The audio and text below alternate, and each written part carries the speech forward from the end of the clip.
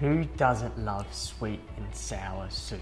Vietnam's variation showcases sour flavours from tamarind, natural sweetness from pineapples, and various vegetables of course. A savoury umami from premium fish sauce tied together with aromatic herbs and served with a healthy handful of slippery rice vermicelli noodles. Canh chua cá, Vietnamese sweet and sour soup, is wildly popular amongst Vietnamese households. And if I was to define Vietnamese culture with just one soup, this would be it. When translated to English, canh means soup, chua means sour, and cá means fish. So yeah, soup, sour, fish. In our home, Vietnamese sweet and sour fish hot pot was a meal to be enjoyed with friends and family. I loved it. It's a sensory experience that I now miss very dearly. Over the last decade, I have figured out a way for my family to experience the sensory flavours that I grew up on any given weeknight. And I can't wait to share it with you all. Let's put the E's in Vietnamese.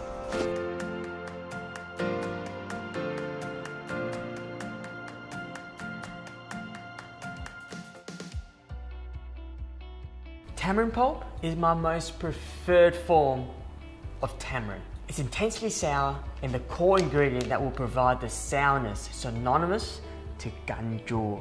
Grab about 110 grams of tamarind and soak it in 300 ml of hot water for 10 minutes. If you have purchased one of my sweet and sour soup cooking kits, good on ya.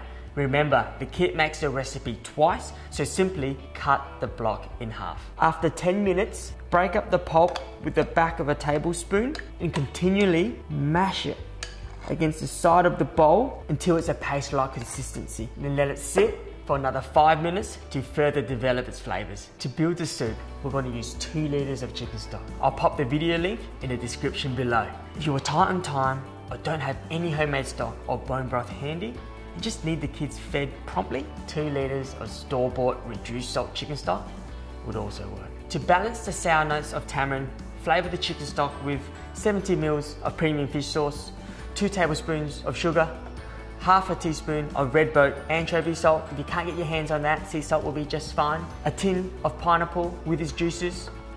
Bring it to the boil, then add the tamarind water that has been slowly developing in the background. All we want from this is the tamarind water. You don't want the tamarind bits or the tamarind pulp because that will make the broth quite murky. Alternatively, 75 grams of good old tamarind puree does the trick as well. One of my pet peeves is overcooked seafood. At home, I predominantly cook seafood nice and slow. Seafood is delicate compared to, say, a piece of steak. Whether fish, prawns, or squid, they will benefit from a delicate cooking process. A low and slow approach produces seafood that is not only naturally sweet and succulent, but also texturally desirable. And in this instance, pieces of Australian barramundi. It simply just flakes away. You could wrap this up in a Cadbury flake wrapper and chocolatiers around the world wouldn't know the difference. So cut up the barramundi into large strips. Just follow the striations here. So you can almost like separate it and pull it apart like so. Just run the knife straight through there to just segment those bits out. Lovely, so put that aside. This part here, you can see there's a little bit there. Chop it through there, beautiful, look at that. See how that's just separating? So that's just following the fish fibers. This is the belly, my favorite part because it's nice and fatty. We'll just cut that with nice large chunks.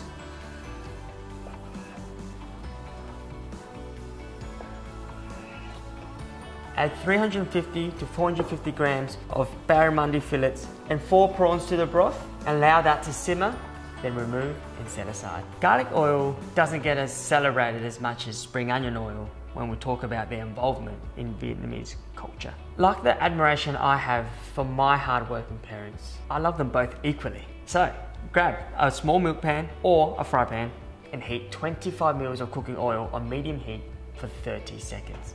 Then add the garlic, then bring it back to the heat and saute it for about 3 to 5 minutes or until golden. This allows time for the garlic to infuse a slightly peppery and nutty aroma into the oil. Pour into a small bowl to stop the cooking process and set aside. And here's a hot tip. If you are short on time, garlic oil can be prepared ahead of time and stored for months in the fridge.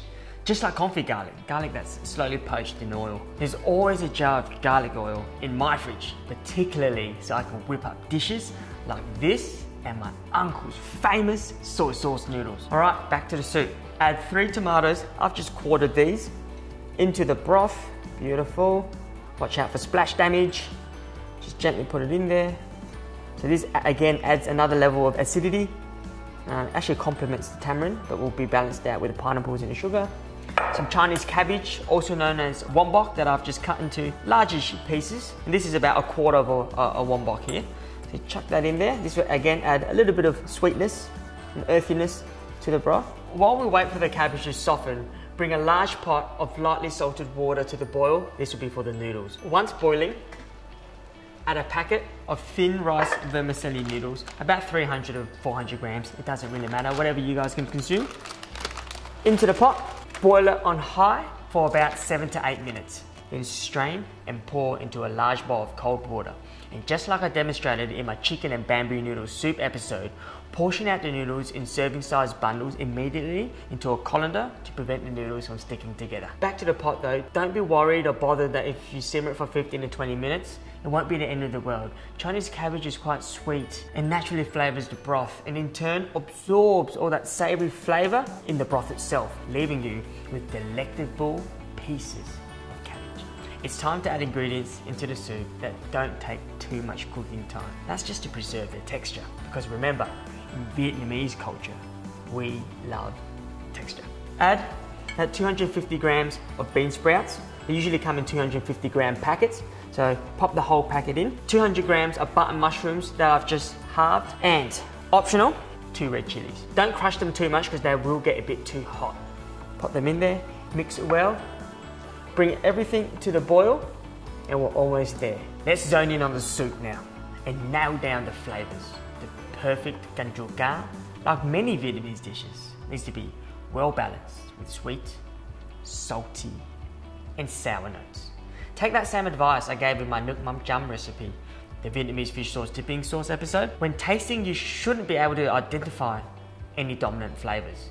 You should get sourness, tartness from the tamarind pulp, savory umami from the premium fish sauce, and sweetness from the sugar and of course, the tinned pineapple. For this dish, it's okay to be confused.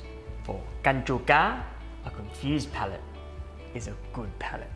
In the instance, it's not balanced. Add fish sauce if the soup is not savory enough, a touch of sugar if it's too sour, or tamarind water, or even a squeeze of lime if it's too sweet. Let's have a taste.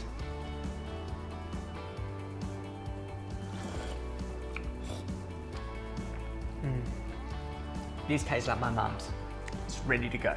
Remove from the heat and garnish generously with some Thai basil. Tear it up to just release some of those natural oils in there and really go for it. If you can use a whole punnet or a whole bunch, absolutely go for it. Follow with some garlic oil. Oh, I love garlic.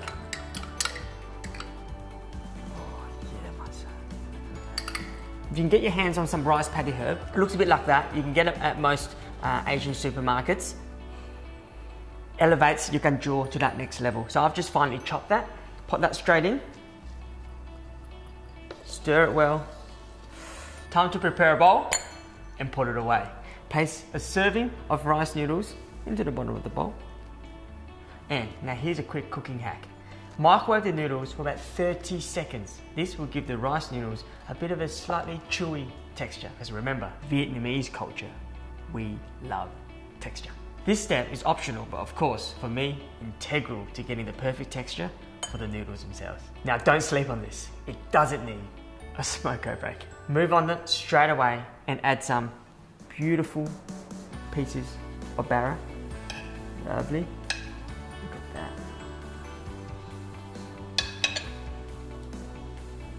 Plump prawn, and then follow with ladles of the broth and a bit of everything as well. Wow, my mouth is watering.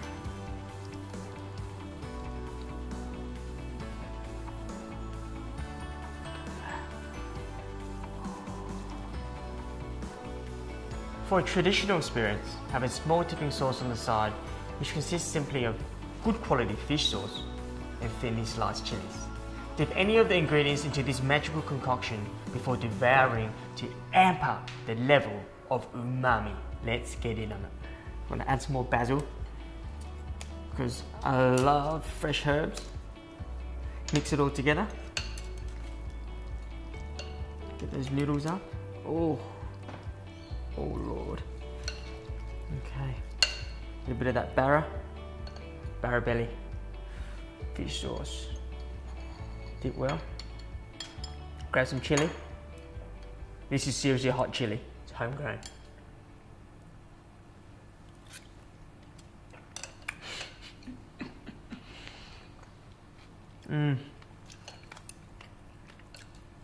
Cabbage. Noodles. Oh, those noodles.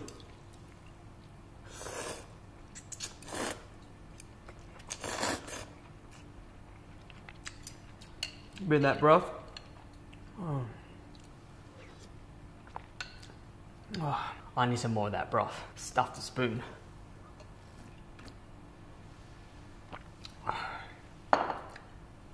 Thanks, Mum. This takes me home. Canh chua cá, Vietnamese sweet and sour fish soup, is an immensely powerful dish. It's a dish that clearly identifies me as an individual of Vietnamese background and reveals all those special moments I had enjoying this meal growing up in a migrant family in Australia. So, as a Vietnamese Australian, I am immensely proud to have studied this dish for over 3 decades and now develop and make it my own. If you would like a taste of my childhood and a noodle soup outside of pho, give my variation of canh chua cá a whirl. And if you struggle to get those hard to get ingredients like premium fish sauce and tamarind pulp, check out my cooking kit for this recipe in my shop. I'll pop the link in the description below. That's it for this noodle soup episode, folks. And if you liked it, if you loved it, you know what to do. Do yourself a favor for flavor.